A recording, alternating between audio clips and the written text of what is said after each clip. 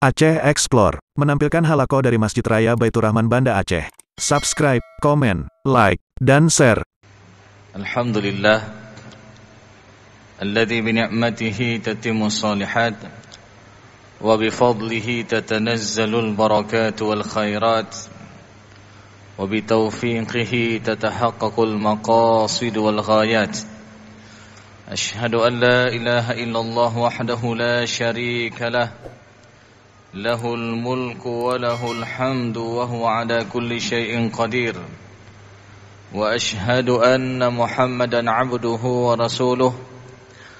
Allahumma salli wa sallim ala Sayyidina Muhammad wa ala alihi wa sahbihi ajma'in. Amma ba'du. Kaum muslimin dan kaum muslimat, sidang jamaah salat maghrib yang dimuliakan ya Allah Subhanahu wa taala, serta seluruh pendengar Radio Baitur Rahman dan radio swasta yang lainnya yang dimuliakan oleh Allah Subhanahu wa taala.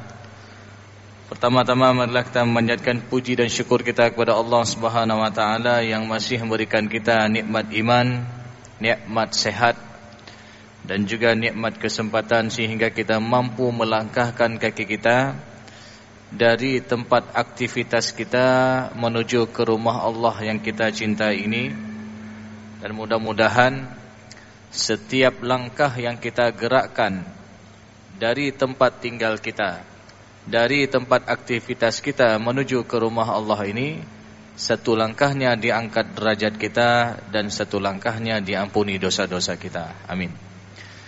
Salawat dan salam tak lupa pula kita sampaikan kepada Nabi Muhammad sallallahu alaihi wasallam, Rasulullah sebagai qudwah hasanah, Rasulullah sebagai suri tauladan yang baik yang patut kita contohi dalam kehidupan kita sehari-hari. Hadirin dan hadirat yang dimuliakan oleh Allah Subhanahu wa taala, tentu saja menyambung kajian kita yang masih berkenaan dengan seputar problematika pembagian harta warisan di dalam Islam. Karena masalah ini jemaah yang muliakan oleh Allah Subhanahu wa taala adalah masalah yang sering terjadi dalam masyarakat kita. Kemudian masalah ini juga termasuk hukum yang sangat detail yang Allah jelaskan di dalam Al-Qur'an, di mana terdapat dalam surat An-Nisa ayat ke-7, di mana Allah Subhanahu wa taala mengatakan ataupun berfirman terkait tentang bagian laki-laki ada bagian, perempuan juga ada bagian. Mimma qalla minhu aw kathur nasiban mafruḍa, sedikit atau banyak bagian yang telah Allah tetapkan. Jadi sekali lagi berbicara tentang masalah warisan ini, bagian-bagian itu bukan ditentukan oleh para ulama, bukan juga ditentukan oleh para anbiya, para nabi-nabi, bukan. Tapi langsung datang daripada Allah Subhanahu wa taala. Dan secara rincinya nanti jemaah yang muliakan oleh Allah Subhanahu wa taala dijelaskan di dalam surat An-Nisa ayat ke-11, ayat ke-12 dan ayat 176 daripada surat An-Nisa. Maka oleh karena itu jemaah yang muliakan oleh Allah Subhanahu wa taala, pada pertemuan yang lalu kita telah membahas ada beberapa hal perbedaan berpindahnya harta seseorang kepada ahli warisnya. Ya. Tentu kita juga mengenal istilah, ada di sana istilah warisan. Tentu warisan ini berlaku ketika adanya kematian. Kalau ada orang bagi-bagi harta semasa hidupnya, sekali lagi itu bukan masalah warisan, tapi itu adalah masalah hibah, pemberian orang tua kepada ahli warisnya semasa hidupnya. Dan ini juga ada syarat-syaratnya sebagaimana telah kita jelaskan pada pertemuan yang lalu. Kemudian satu lagi ada juga istilah yang namanya wasiat. Jadi wasiat ini tidak hanya sebatas wasiat harta yang kita sampaikan, tetapi juga di sana ada wasiat untuk kebaikan, wasiat untuk ketakwaan kepada anak-anak kita, sebagaimana Nabi Ya'qub alaihissalam ketika menjelang kematiannya dia kumpulkan seluruh anak-anaknya, lalu dia tanya semua, ma ta'buduna min ba'di, apa yang kalian sembah ketika saya sudah tidak ada lagi nanti? Apakah masih mau salat di rumah Allah, masih mau puasa, masih mau bayar zakat, masih mau menjaga silaturahim? Ya, jadi hal-hal ini juga wasiat ini. Ya, wasiat ketakwaan yang harus kita tanamkan juga kepada anak-anak kita, sehingga ketika kita meninggal dunia nanti mereka teringat, oh dulu wasiat ayah dulu, wasiat abi dulu, suruh salat ke masjid, makmurkan rumah-rumah Allah, sering baca-baca Al-Quran, jaga silaturahim. Jangan sampai nanti ada sedikit masalah harta warisan sudah ribut antara abang beradik. Ya. Jadi ini juga termasuk wasiat yang perlu kita perhatikan. Dan sekali lagi, wasiat itu bukan hanya wasiat harta, tapi juga wasiat ketakwaan ini juga penting yang perlu kita sampaikan kepada para ahli waris. Kemudian jemaah yang muliakan oleh Allah Subhanahu wa taala, jadi pada pertemuan yang lalu kita sudah membahas 3 istilah tadi, ada warisan, ada hibah, ada wasiat. Dan insyaallah pada malam yang berbahagia ini kita akan coba mengupas berkaitan dengan salah satu sebab mendapatkan harta warisan, yaitu adanya hubungan pernikahan dengan akad yang sah.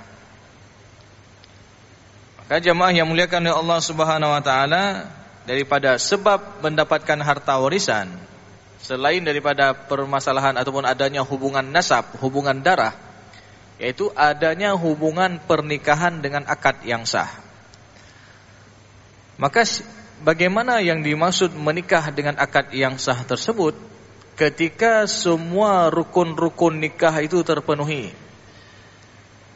Jadi kalau ditanya apa saja rukun-rukun nikah, dalam mazhab Syafi'i itu ada 5 macam. Ada calon pengantin laki-laki, ada calon pengantin perempuan, maknanya jelas ini, ya. Kemudian ada wali daripada pihak perempuan, ada saksi, dan yang kelima adalah ada ijab kabul. Dan nanti jemaah yang muliakan oleh Allah Subhanahu wa taala, dari kelima rukun tersebut ini harus ada syarat-syaratnya nanti. Masing-masing poin tadi ada syarat-syaratnya. Ya. Oke, syarat calon pengantin laki-laki, sebagaimana kita ketahui, dia bukan mahram bagi perempuan yang dia nikahi. Maknanya bukan orang yang haram dia nikahi. Dan juga yang kedua, tidak dalam keadaan ihram, baik ihram haji ataupun ihram umrah. Kemudian kalau dalam undang-undang itu ada dibatasi umur. Kalau tidak salah umur 21 tahun. Kalau kurang daripada 21 tahun berarti mereka harus menjalani persidangan nanti. Kemudian syarat yang paling penting, harus dipastikan calon pengantin laki-laki itu harus benar-benar dia laki-laki. Karena zaman sekarang macam-macam jamu jino. Ya. Ada kejadian beberapa waktu yang lalu di Pulau Jawa, ya. Sudah hari H, sudah disusun terata semua, tenda semua, catering udah. Pas hari H itu calon laki-lakinya, calon pengantin laki-lakinya enggak datang. Ditelepon-telepon enggak datang. Ya, sampai pihak keluarga dari calon mempelai perempuan menganggap ini mereka sudah ditipu nih. Ya. Akhirnya lapor polisi. Ya. Ketika lapor polisi dah disampaikan, 2 hari kemudian ketemu calon pengantin laki-lakinya. Rupanya apa tadi? Calon pengantin laki-lakinya itu adalah seorang perempuan. Jadi macam-macam zaman sekarang. Yang lucunya lagi ketika diwawancara si dara barunya ini mempelai perempuan, ditanya berapa lama udah kenal dengan calonnya? Udah 2 tahun katanya. Tapi enggak tahu itu adalah seorang perempuan juga. Nauzubillah. Jadi ini harus dipastikan, ya. Begitu juga yang kedua, jemaah yang muliakan oleh Allah Subhanahu wa taala, syarat calon pengantin perempuan juga sama. Bukan mahram bagi laki-lakinya. Ya. Yang herannya kita, ini baru terjadi ini. Ya. kebetulan sempat viral di media sosial. Jadi di sebuah pondok di Pulau Jawa itu dibuat nikah masal.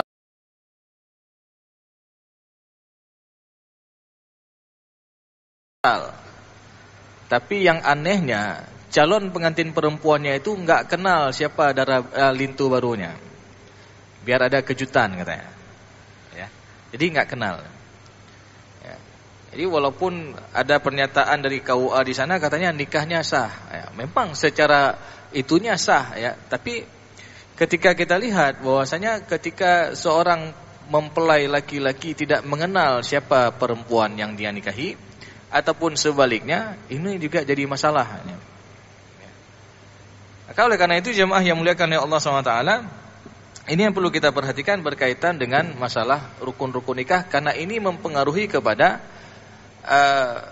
akibat hukum setelah menikah itu. Ya. Kemudian saksi ataupun wali, tentu wali dari pihak perempuan. Dan Rasulullah SAW berfirman ataupun Rasulullah SAW bersabda bahwasanya ayyuma imra'ah nakahat bighairi idzni waliha fanikahuha batil. Jadi setiap perempuan yang menikah tanpa seizin walinya maka nikahnya batil, tidak sah. Maka kalau tidak sah konsekuensinya apa? Mereka tidak saling mewarisi. Ya.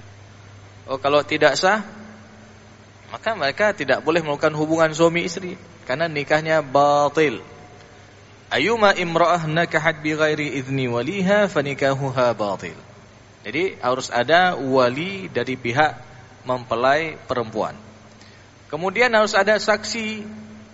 Ya, minimal 2 orang saksi dan ada ijab kabul. Maka ketika sudah memenuhi rukun-rukun nikah tersebut, maka konsekuensinya mereka telah saling mewarisi nanti. Mereka telah menikah dengan akad yang sah, dan kalau ada yang meninggal di antara mereka, maka saling mewarisi satu dengan yang lainnya. Karena ada beberapa kasus ini terjadi. Ya. Yang mana ketika seorang janda, ya. Jadi dia seorang janda yang sudah ditinggal mati oleh suaminya, kebetulan dia banyak harta. Ya. Dia banyak harta yang ditinggalkan oleh suaminya yang dulu, dan dia juga banyak harta yang ditinggalkan oleh orang tuanya. Jadi dia menikah dengan seorang laki-laki yang biasa-biasa saja.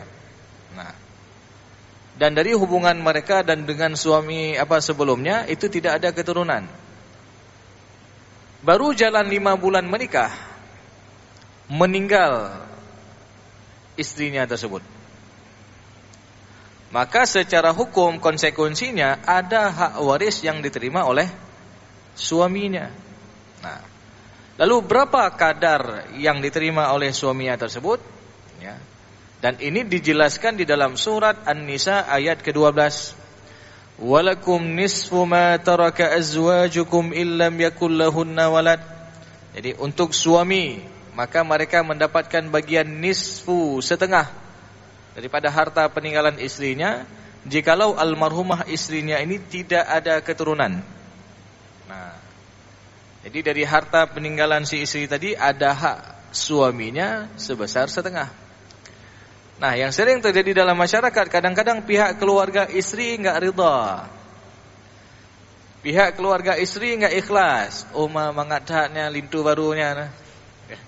Baru menikah sudah banyak harta untuk dia. Kami enggak ikhlas, ni harta mamak kami dulu.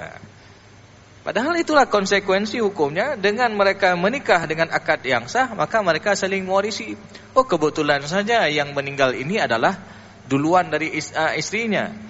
Kalau misalkan yang meninggal nanti adalah suaminya, tentu istri juga dapat hak daripada harta peninggalan suami. Karena tadi mereka telah menikah dengan akad yang sah. Jadi tentu dari pihak keluarga istri juga harus ridha ini, harus ikhlas ini. Ya. Karena ketika kita berbicara tentang masalah warisan, ini adalah ketetapan Allah Subhanahu wa taala. Ya. Jangan sampai kita menzalimi hak orang lain. Ya. Secara hak kita berikan hak dia. Kalau dia mau balikkan itu lain cerita. Ya. Tapi secara hak tetap harus kita berikan hak mereka, karena Rasulullah SAW mengatakan innallaha qad a'ta kulladzi haqqin haqqahu. Allah Subhanahu wa taala telah menentukan hak bagi tiap-tiap yang berhak.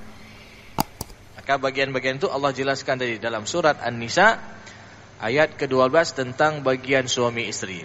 Oh, berbeda halnya kalau misalkan istri tadi sudah ada anak, sudah ada keturunan, maka berapa bagian hak untuk suaminya?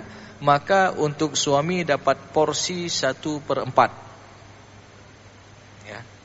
Dan ini juga masih dijelaskan di dalam surat An-Nisa ayat ke-12 yang mana tadi Allah Subhanahu wa taala berfirman, "Walakum nisfu ma taraka azwajukum illam yakul lahunna walad."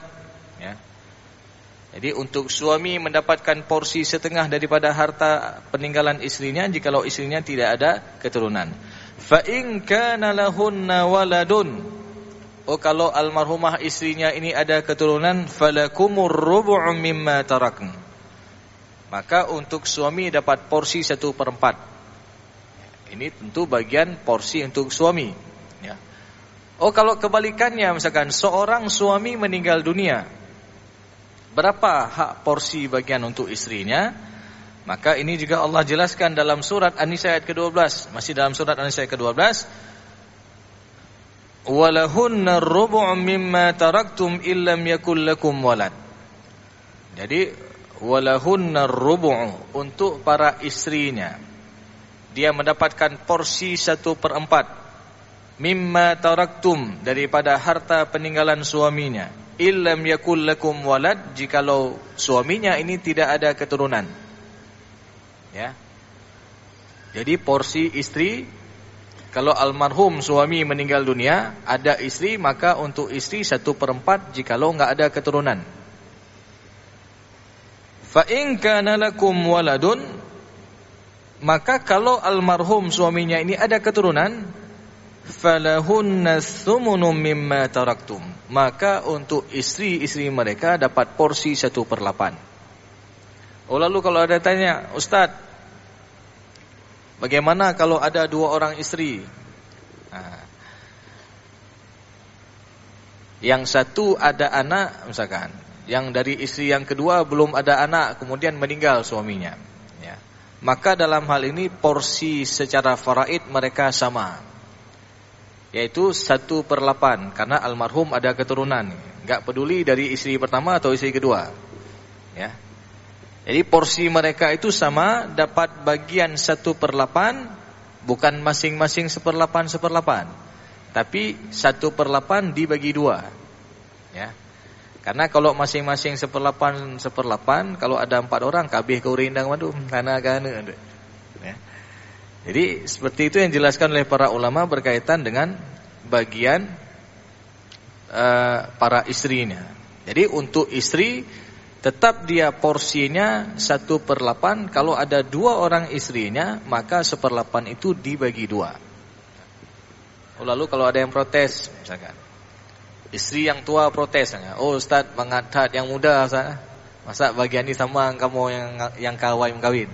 Ya. Maka dalam hal ini tentu ada perbedaan. Perbedaan dari segi apa? Dari segi harta seharkat. Ataupun dalam bahasa Jawanya harta gonogini. Ataupun dalam bahasa Indonesianya ada harta bersama. Nah, karena definisi daripada harta seharkat ataupun harta bersama ataupun harta gonogini adalah harta yang didapat setelah perkawinan. Ya. Oh, istri pertama sudah 30 tahun lebih mereka menikah. Ya. Ada aset-aset yang didapatkan. Maka tentu dari harta bersama mereka dengan istri pertama itu lebih besar dibandingkan dengan istri kedua, misalkan baru 3 ataupun 5 tahun menikah. Ya. Maka dilihat dari awal mereka start menikah, misalkan selama 5 tahun apa yang ada berkembang, apa yang ada dari harta yang mereka hasilkan setelah mereka menikah. Ya. Oh, kalau enggak ada berarti enggak dihitung harta bersama mereka. Hanya porsi faraidnya saja. Maka oleh karena itu jemaah yang muliakan oleh Allah SWT, ini penting kita ketahui berkaitan dengan bagian suami ataupun bagian istri, karena ketika meninggal salah satunya dan mereka menikah dengan akad yang sah, konsekuensi hukumnya mereka saling mewarisi satu dengan yang lainnya. Dan pembagian harta warisan itu sekali lagi sebagaimana diulang-ulang di dalam surat An-Nisa ayat ke-11, ayat ke-12, min ba'di wasiyatin yusina biha aw dain, min ba'di wasiyatin tusuna biha aw dain. Jadi diulang-ulang nih. Min ba'di wasiyatin yusa biha aw dain. Jadi pembagian warisan ini sekali lagi dilaksanakan setelah dilaksanakan wasiat almarhum dan dilunasi hutang-hutang almarhum. Walaupun dalam ayat ini duluan disebutkan wasiat, min ba'di wasiyatin tusuna biha aw dain, ya. Tapi dalam pelaksanaannya jemaah yang muliakan oleh Allah SWT, harus duluan kita laksanakan apa? Membayar hutang dulu baru wasiat.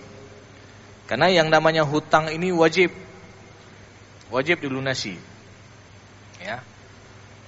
Kalau wasiat hukumnya sunnah, tapi kalau hutang itu wajib dilunasi.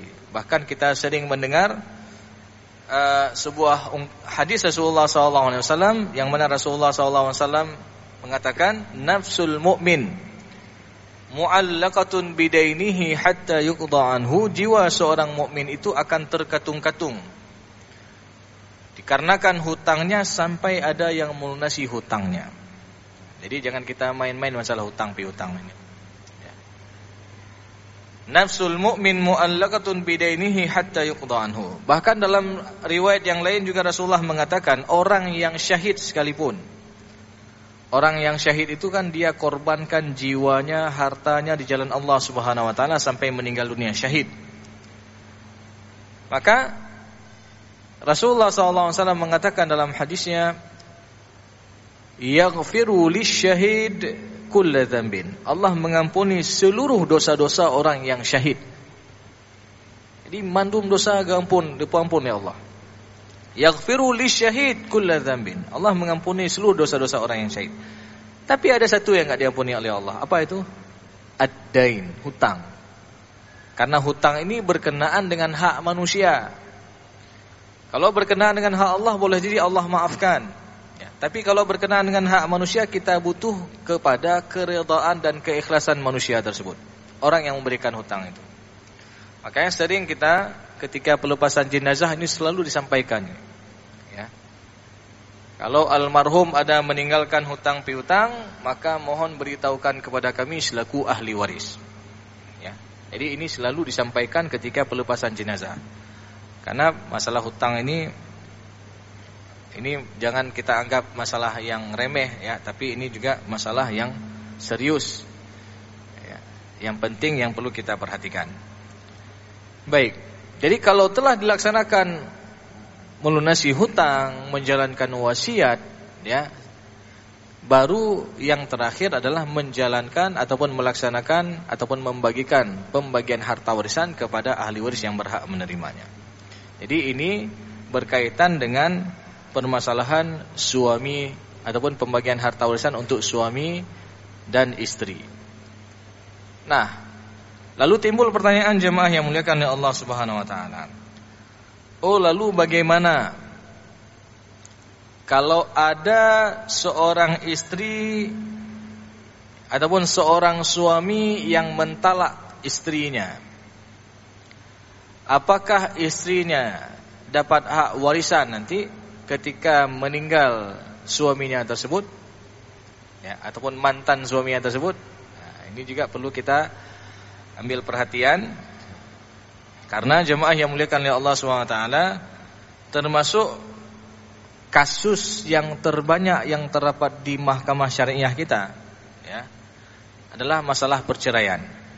Ya, jadi masalah perceraian ini bahkan ada para teman-teman di kampus itu membuat penelitian, ya. Jadi hasil penelitian mereka itu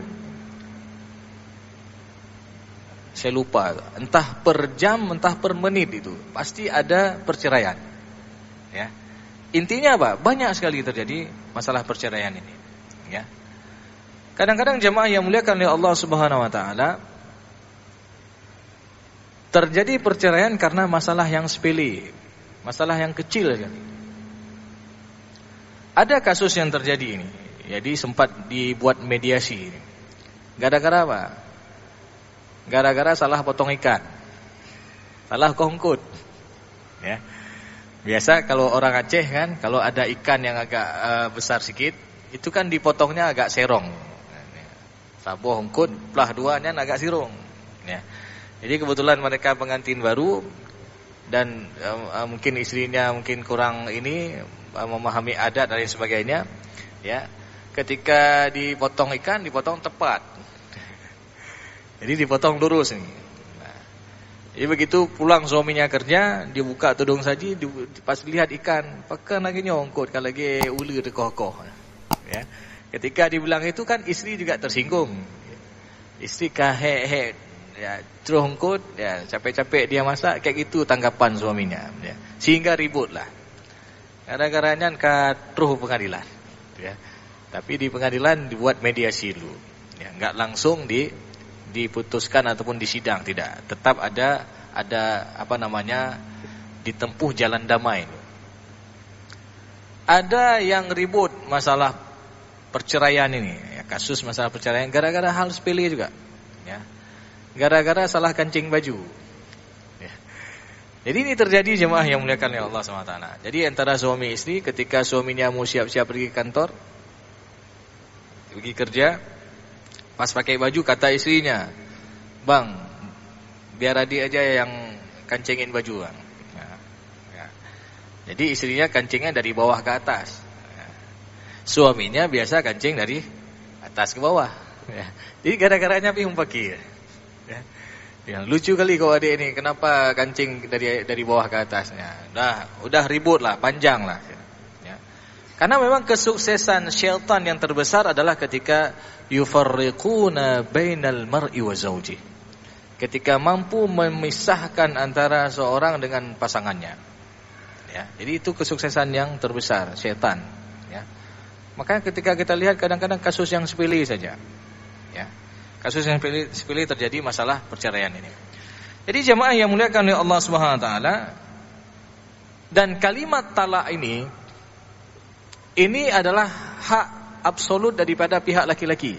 Nah, jadi misalkan kalau perempuan yang bilang, "Abang, saya talak abang 1000." Ini hanya talak. Ya. Karena talak itu dari pihak laki-laki saja. Dan dalam mengucapkan kalimat talak ini, jemaah yang muliakan oleh Allah SWT, itu enggak boleh kita main-main. Ya. Enggak boleh kita bercanda ketika kita mengucapkan kalimat talak, ya. Maka di dalam firman Allah Subhanahu wa taala dalam surat Al-Baqarah 231, Allah Subhanahu wa taala berfirman, "Wa idza talaqtumun nisaa fabalaghna ajalahunna faamsikuhunna bima'rufin aw sarrihuhunna bima'ruf." ولا تمسكوهن ضرارا لتعتدوا ومن يفعل ذلك فقد ظلم نفسه ولا تتخذوا آيات الله هزوا. Jadi disebutkan dalam ayat ini bahwasanya apabila kamu mentalak istri-istrimu lalu mereka mendekati akhir iddahnya, maka rujukilah mereka dengan cara bil ma'ruf, dengan cara yang baik. Atau ceraikanlah mereka dengan cara yang ma'ruf juga, dengan cara yang baik. Dan janganlah kamu rujuki mereka untuk memberi kemudaratan. Maknanya apa? Jangan kita rujuk istri, ya, dalam masa iddah kita kembali kepada istri tapi dengan niat untuk menyakiti dia, enggak boleh. Ya. Jadi jemaah yang muliakan oleh Allah SWT, ketika diucapkan kalimat talak, tentu ada runtutan hukum setelahnya. Apa itu? Ada masa iddah. Masa iddah ini adalah masa untuk menunggu, ya. Dan juga masa untuk melihat apakah ada janin di dalam rahim istrinya atau tidak, ya. Dan iddah ini juga macam-macam. Ada yang pertama iddah kematian. Jadi ketika seorang suami meninggal dunia, maka ada masa iddah bagi istri yang tinggal mati oleh suaminya. Berapa masa iddahnya? Kan 100 huro.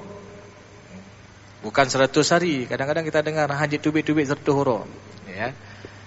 Tapi dijelaskan ini dalam Al-Quran, ya, terkait dengan suami ataupun seorang istri yang ditinggal mati oleh suaminya, maka itu masa iddahnya arba'ata asyuri wa asyra, 4 bulan 10 hari. Ya. Bulun 10 huruf. Padu huruf berarti 130 hari. Itulah masa iddahnya. Maka yang bilang 100 hari udah didiskon 1 bulan ya, 30 hari. Ya. Jadi masa iddah kematian itu adalah arba'ata asyuri wa asyra, 4 bulan 10 hari. Nanti juga jemaah yang muliakan oleh Allah SWT, ada juga masa iddah yang ditalak ataupun dicerai hidup. Ya. Yang ditalak misalkan dalam keadaan hidup, bukan dalam keadaan mati tadi, ya, bukan yang tinggal mati. Maka ini masa iddahnya salasa quru', ya, 3 kali haid ataupun 3 kali suci ataupun 3 bulan ataupun 90 hari. Ya, ini masa iddahnya. Maknanya apa? Selama fatrah 3 bulan ini, ya, suami kalau ini adalah talak 1, masih ada kesempatan untuk rujuk nih, talak raj'i. Ya. Ada pilihan baginya boleh kembali atau tidak. Ya. Maka fatrah 3 bulan ini.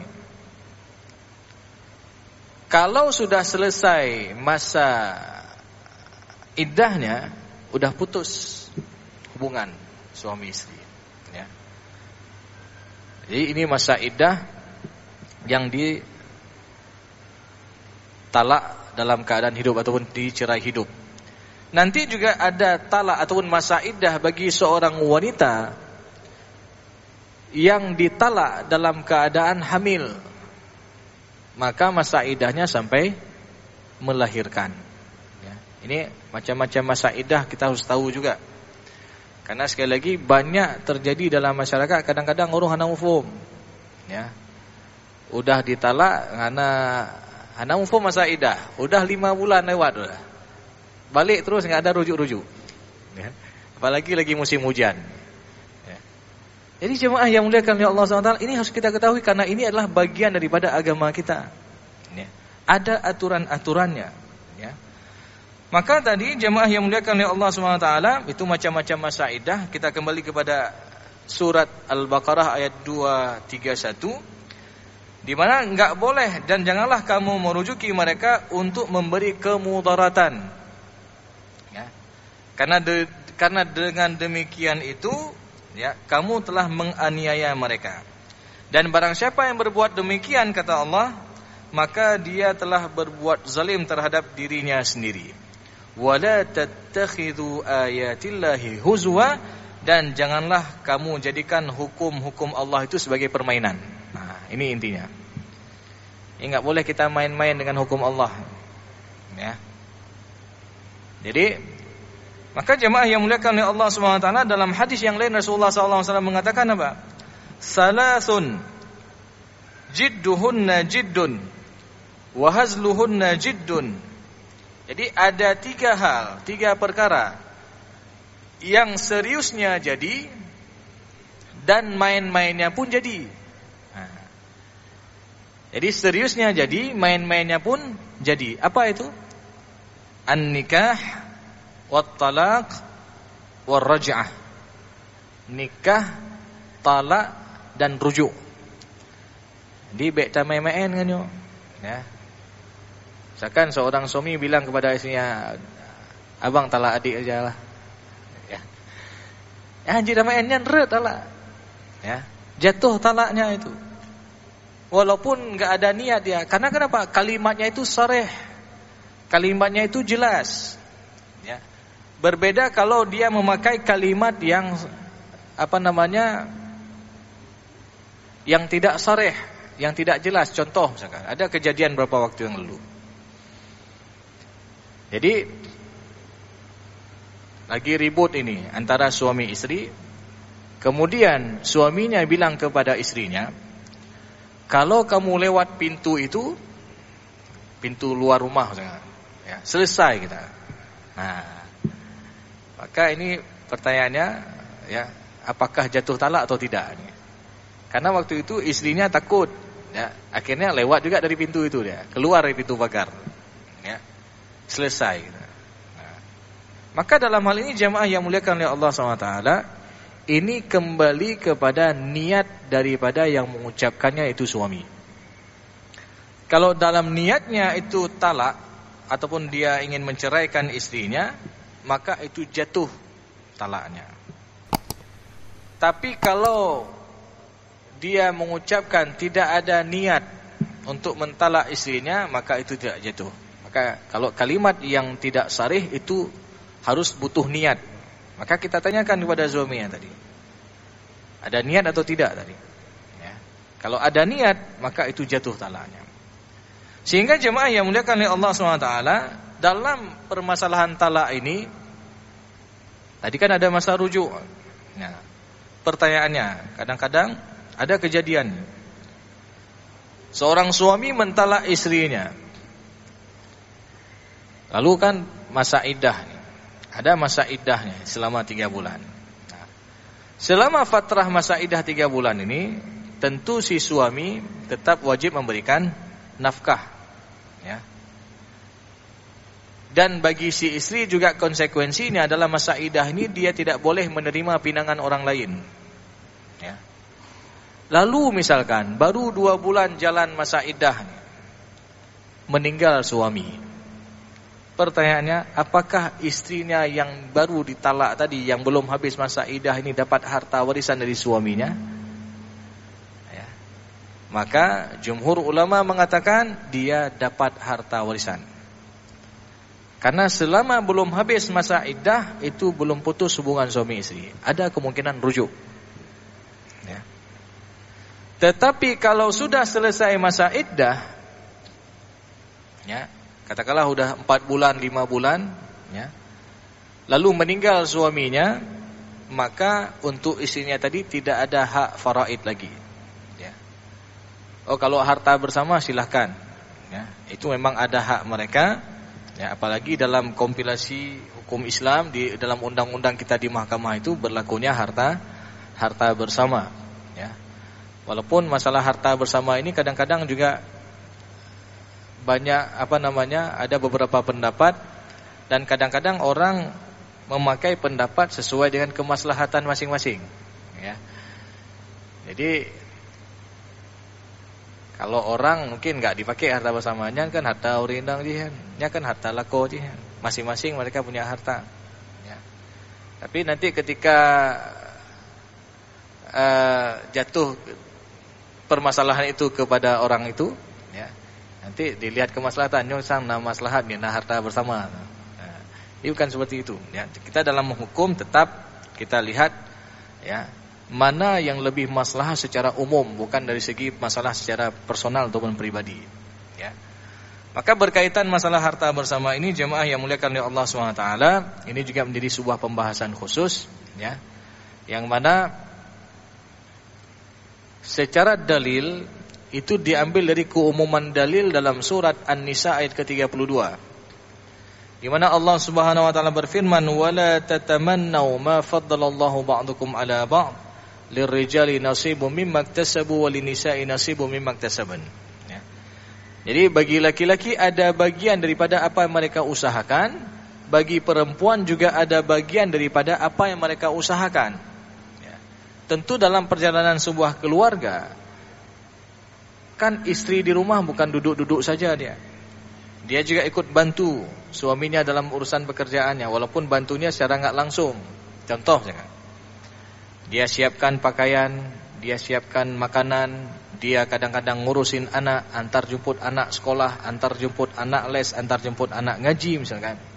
Maka dianggap ini telah bekerja sama dalam mencari rezeki, sehingga suaminya bisa fokus di tempat kerjaannya. Maka oleh karena itu jemaah yang muliakan oleh Allah SWT, ya, maka berlakunya adanya harta bersama. Dan nanti insyaAllah pada pertemuan ke depan bisa kita bahas khusus berkaitan tentang masalah harta bersama. Yang jelas kalau misalkan telah berlaku sebuah perceraian misalkan di mahkamah misalkan, ya, tentu biasanya diikuti dengan gugatan yang kedua, yaitu permasalahan harta seharkat ataupun harta bersama, ya. Tapi sekali lagi, kalau sudah selesai masa iddah, maka itu tidak ada hak warisan lagi. Ya, tidak ada hak warisan lagi kalau selesai masa iddah.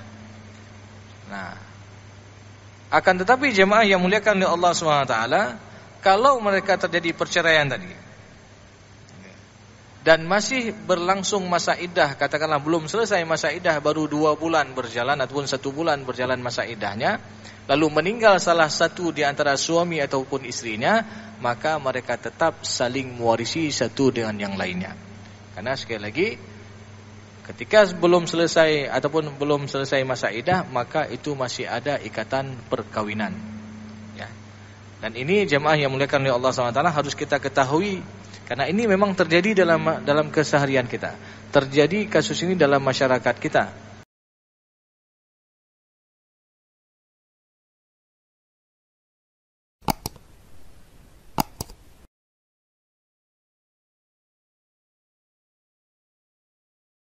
Apalagi Rasulullah SAW menyuruh kita untuk mempelajari ilmu ini.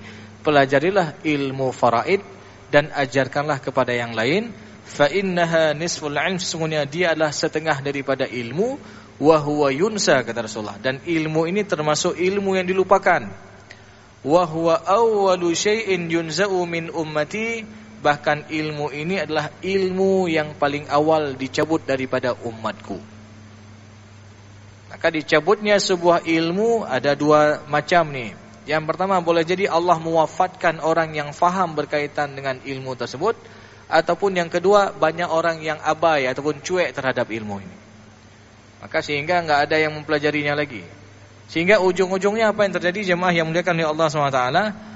Ketika ilmu itu dicabut, wa tadhharul fitan, akan banyak timbul fitnah-fitnah. Apalagi berbicara tentang masalah harta. Bahkan Allah sendiri mensifati harta itu dengan fitnah. Ya. Dalam Al-Quran Allah berfirman, wa'lamu annama amwalukum wa auladukum fitnah. Ketahuilah bahwasanya harta kalian dan anak-anak kalian adalah fitnah. Diuji kita. Ada kalanya ketika enggak ada harta, kita rajin ibadah. Silaturahim bagus. Ya, itu waktu enggak ada harta. Ketika sudah ada harta sedikit, Allah uji ini. Ya. Waktu udah ada harta sedikit, kadang-kadang udah enggak mau lagi ke masjid. Udah enggak beres lagi silaturahim, ribut antara abang beradik dan lain sebagainya. Sehingga tentu ini jemaah yang muliakan oleh Allah SWT, yang sangat kita sesalkan, kenapa bisa jadi sampai ribut seperti ini, padahal ketika kita bicara tentang masalah faraid, tentang harta warisan, sejatinya kita sedang berbicara tentang masalah nikmat. Karena harta ini kita dapat tanpa kita harus bekerja. Harta ini kita dapat tanpa kita harus keluarkan keringat. Bahkan ini adalah hasil jerih payah daripada orang tua kita dulu. Maka harus kita sadari ini adalah nikmat. Jika apakah harta dari langit.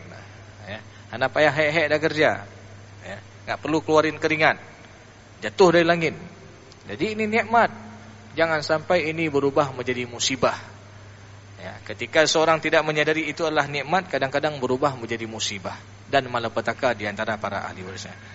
Maka sekali lagi jemaah yang muliakan oleh Allah SWT, inilah kajian kita pada malam yang berbahagia ini, tentu berkaitan dengan permasalahan hak warisan suami dan istri, dan ini semua diatur di dalam surat An-Nisa ayat ke-12. Dan juga sekali lagi, ketika telah berlakunya pernikahan dengan akad yang sah, maka konsekuensinya mereka saling mewarisi. Begitu pula kalau terjadi perceraian, maka dilihat dulu. Kalau ini adalah talak rajai, talak yang boleh rujuk dan masih dalam masa iddah, maka mereka tetap saling mewarisi. Tapi kalau sudah selesai iddah ataupun sudah ditalak 3 misalkan, maka mereka tidak saling mewarisi satu dengan yang lainnya.